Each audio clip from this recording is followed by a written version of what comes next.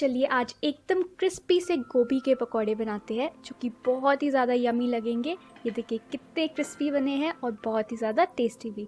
चलिए फटाफट से इसे बनाना शुरू करते हैं। सबसे पहले हमें चाहिए गोभी, तो इसे इस तरह से फ्लोरेट्स में कट कर लीजिए। यहाँ पर मैंने इसे अच्छे से वॉश भी कर लिया है और करीब 2 कप के बराबर इसे लिया है।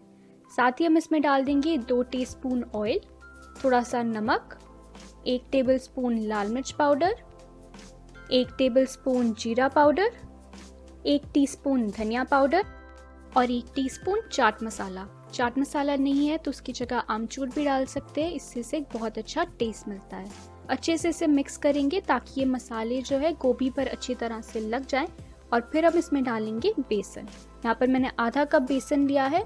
इसके साथ ही हम कटा हुआ हरा धनिया भी डाल देंगे, बहुत अच्छा फ्लेवर आता है। और फिर इसमें हम पानी डालेंगे और इसे अच्छे से मिक्स करेंगे।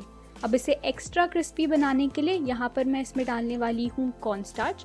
आपके पास कॉर्नस्टार्च नहीं है तो जितना कॉर्नस्टार्च मैंने डाला है यानी कि 1/4 कप, उतना ही और बेसन आप इसमें डाल लीजिए और फिर पानी डालकर इसका अच्छा सा बैटर बना लीजिए। अब गोभी के ऊपर जो कोटिंग है बहुत ज़्यादा थिक भी नहीं होनी चाहिए और बहुत ज़्यादा पतली भी नहीं होनी चाहिए, कुछ इस तरह से, ताकि ये जो गोभी के पीसेस है अच्छे से इनके ऊपर सारे जो मसाले हैं और जो बेसन है वो अच्छे से लग जाए। अब इसे हमें फ्राई करना है।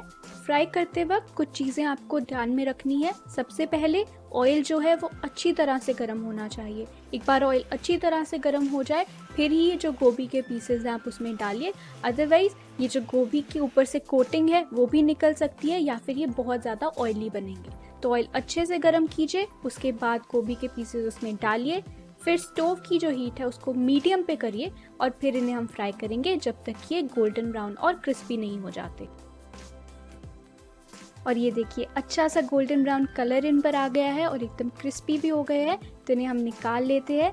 इसे गर्मा गर्म आप सर्व कीजिए जो भी चटनी आपको पसंद है उसके साथ। यहाँ पर मैंने इसे हरी चटनी, धनिया की चटनी जो है उसके साथ सर्व किया है और साथ ही थोड़ा सा केचप भी रखा है। आप घर पर इसे ज़रूर ट्राई कीजिए, बहुत ही ज़्यादा टेस्टी बनेगी। वीडियो अच्छी लगी हो तो इसे लाइक कीजिए, अपनी फ्रेंड्स और फैमिली के साथ इसे शेयर कीजिए और अगर मेरे चैनल फूड बाय चिया को आपने अब तक सब्सक्राइब नहीं किया है तो इसे सब्सक्राइब कर दीजिए। I will see you guys in the next video. Thank you for watching.